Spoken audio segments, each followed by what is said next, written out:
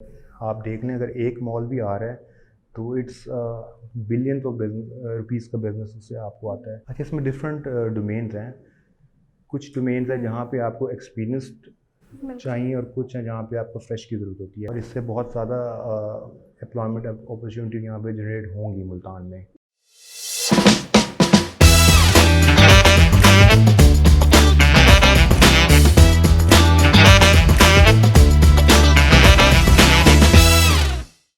South Punjab region has been developing on a high pace, especially when it comes to real estate. लेकिन क्या आपने कभी महसूस किया है कि अभी भी कुछ ऐसे गैप्स मौजूद हैं जिन्हें फिल करने की ज़रूरत है? Commercial projects.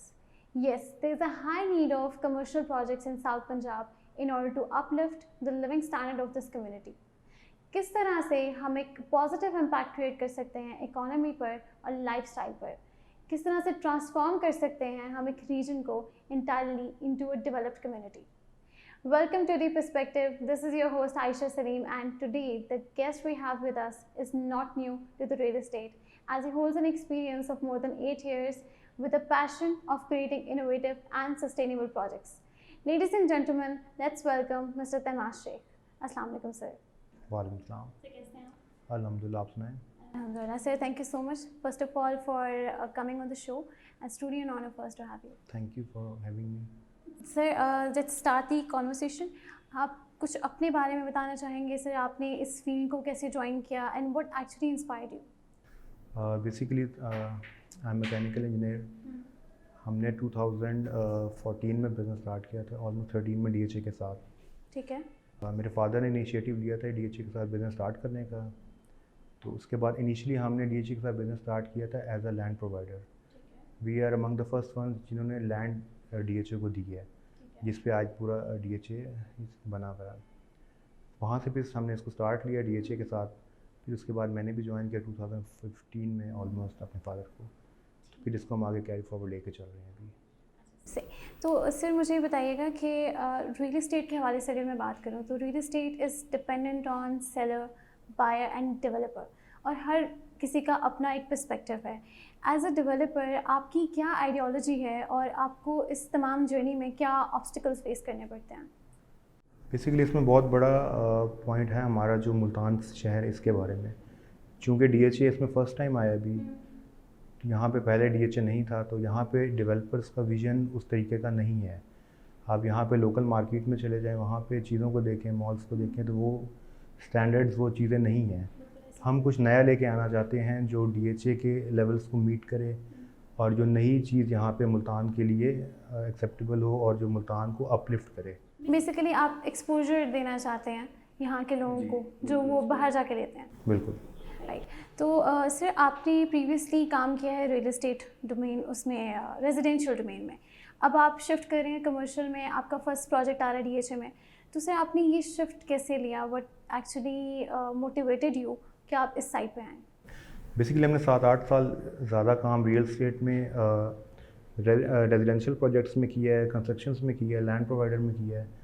अभी शिफ्ट बेसिकली ये था कि हम एक बड़ा प्लॉट डीएचए से लेके इसमें एक मॉल प्लस रेजिडेंशियल बिल्डिंग बना के कुछ ऐसा बनाना चाह रहे हैं जो मुल्तान के लिए कुछ नया हो, जो पहले यहाँ पे ना हो।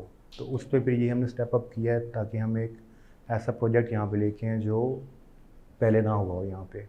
ठीक है।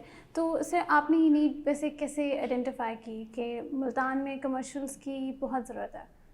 मुल्तान में कमर्शियल की ज़रूरत इस लेवल पे है कि मॉल्स यहाँ पे ऑलरेडी एग्जिस्ट कर रहे हैं, लेकिन जिस लेवल पे हम बनाना चाह रहे हैं उस लेवल पे यहाँ पे कोई भी मॉल नहीं है फ़िलहाल। या आप डीएचए में अगर मॉल्स की बात करते हैं तो अब जाके डीएचए में वो मॉल्स आ रहे हैं जिसकी एक्चुअली नीड है, क्योंकि मुल्तान अब it's a big city now. तो हमें भी ज़ाहिर है स्टेप फॉरवर्ड भी जाना है, उस तरह की लाहौर, कराची, इस्लामाबाद की तरह की फैसिलिटीज़ को यहाँ पे लेके आना होगा, तभी ये हम उनके साथ कॉम्पीट कर सकेंगे। ठीक है। सर मुझे ये बताइएगा कि अब जैसे मुल्तान के लोग हैं यहाँ पे, अगर हम एलीट क्लास की बात करें तो या तो एग्रीकल्चर लैंड ओनर्स हैं या इंडस्ट्रियलिस्ट हैं, और they mostly about 40 and 40 above.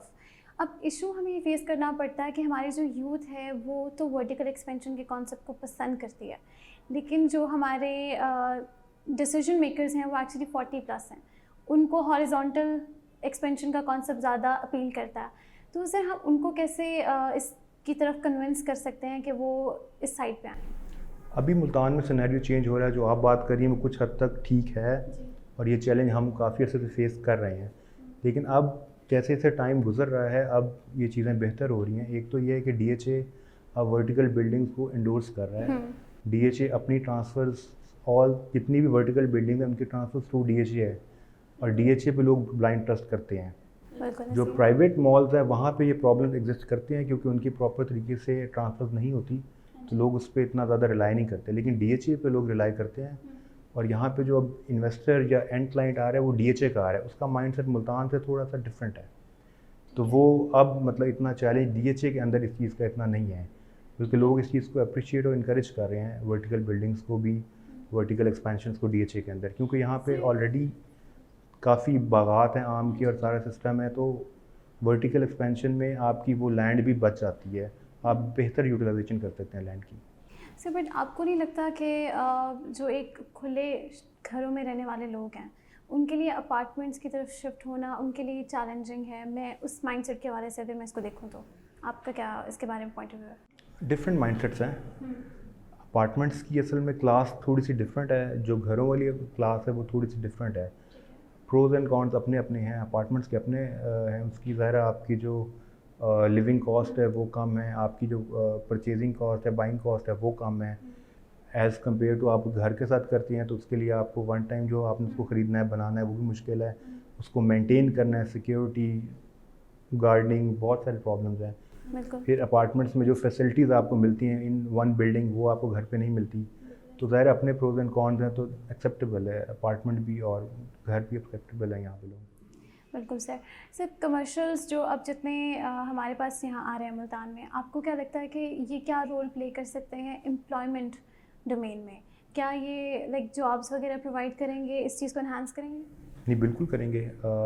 आप देख लें अगर एक मॉल भी आ रहा है तो इट्स बिलियंस ऑफ रुपीज़ का बिज़नेस उससे आपको आता है। तो ज़ाहिर है उसमें एम्प्लॉयमेंट अपॉर्चुनिटी आप स्टार्ट से लें, अगर आप स्टार्ट से देखें मॉल की डिज़ाइनिंग से लेके उसकी कंप्लीट कंस्ट्रक्शन तक एक पूरा बिज़नेस साइकिल है, उससे एम्प्लॉयमेंट है। फिर जब मॉल चलता है उसमें ब्रांड्स आते हैं, उसमें बिज़नेस होता है, उसमें एम्प्लॉयमेंट्स क्रिएट होती हैं, जॉब्स आती हैं, उसके अंदर बिज़नेस एक्टिविटी होती है। फिर उसके ऊपर और होटल आते हैं, उनमें एम्प्लॉयमेंट जनरेट होती हैं, जो चीज़ें मुल्तान में फ़िलहाल नहीं हो रही। तो ये सारी चीज़ें इंशाल्लाह हम यहाँ पे लेके आएंगे और इससे बहुत ज़्यादा एम्प्लॉयमेंट अपॉर्चुनिटी यहाँ पे जनरेट होंगी मुल्तान में। बिल्कुल सर। सर मुझे ये बताइएगा कि एज अ लाइक डेवलपर आप क्योंकि बना रहे हैं प्रोजेक्ट, आप किस तरह के लोगों को प्रेफर करेंगे, लाइक जो एक्सपीरियंस्ड हैं या फ्रेश ग्रेजुएट भी? फॉर एम्प्लॉयमेंट आप अपने पास जो हायर करना चाहेंगे? अच्छा, इसमें डिफरेंट डोमेन्स हैं। कुछ डोमेन्स हैं जहाँ पे आपको एक्सपीरियंस्ड चाहिए और कुछ हैं जहाँ पे आपको फ्रेश की ज़रूरत होती है। तो हम डोमेन के हिसाब से चलेंगे। जहाँ पे हमें एक्सपीरियंस की ज़रूरत है वहाँ पे हम एक्सपीरियंस ही रख सकते हैं, क्योंकि वो जो बंदा एक्सपीरियंस है वही उसको लेके चल सकता है। लेकिन अगर उसके नीचे आप बंदे रख रहे हैं तो वो हमें ज़्यादा फिजिबल भी हैं और ज़्यादा हम अपॉर्चुनिटी देंगे स्टूडेंट्स को या फ्रेश ग्रेजुएट्स को कि वो आएँ, उसको ऑप्ट करें, उसको अवेल करें, और वो हम उनको ज़रूर अपॉर्चुनिटी देंगे। और हमें भी ज़्यादा फिजिबल है कि वो उस पर आके सीखें और फ्रेश तरीके से फ्रेश माइंडसेट के साथ नई चीज़ सीख कर आ रहे हैं। बिल्कुल उनका एक्सपोजर बिल्कुल अप टू डेट एक्सपोजर है, उनका फ्रेश माइंडसेट है, वो ज़्यादा दिल से ज़्यादा मेहनत से काम करते हैं। बिल्कुल ऐसे सर। सर हमारे जो मुल्तान की कम्युनिटी है उनका एक जनरल पॉइंट ऑफ व्यू है कि कमर्शियल प्रोजेक्ट्स जो यहाँ पे हैं वो बहुत ज़्यादा सक्सेसफुल नहीं है। एक सर्टन टाइम स्पैन तक वो हाइक पे तो जाते हैं बट आफ्टर दैट वो डिक्लाइन की तरफ आ जाते हैं। ऐसा क्यों है? आपका क्या पॉइंट ऑफ व्यू है इसके हवाले से? ये भी आपका क्वेश्चन पिछले के साथ ही लिंक करता है। ये जो जिस माइंडसेट की या जिस कॉन्सेप्ट की आप बात कर रही हैं ना, ये मुल्तान का बेसिकली कॉन्सेप्ट है। DHA Multan is something different from Multan. ये एक एलीट क्लास के लिए है, एक नया सिटी डेवलप हो रहा है। इक्वलेंट अगर आप स्केल पे बात करेंगे तो equivalent to scale of Multan ये है कि 11,000 एकड़्स पे ये स्प्रेड है डीएचए। इसमें जितने अभी आ रहे हैं इसमें आप रेजिडेंट्स की अगर बात करते हैं तो वो मतलब 55,000 प्लस तो सिर्फ इसमें प्लॉट्स हैं। तो आप उनके रेजिडेंट्स से बात करते हैं तो वो लाखों में हैं।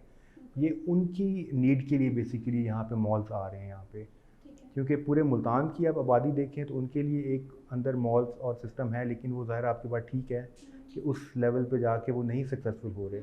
लेकिन जो क्लास DHA में आ रही है, जो DHA के अंदर रह रहे हैं, उनके लिए रिक्वायरमेंट है ये मॉल्स की।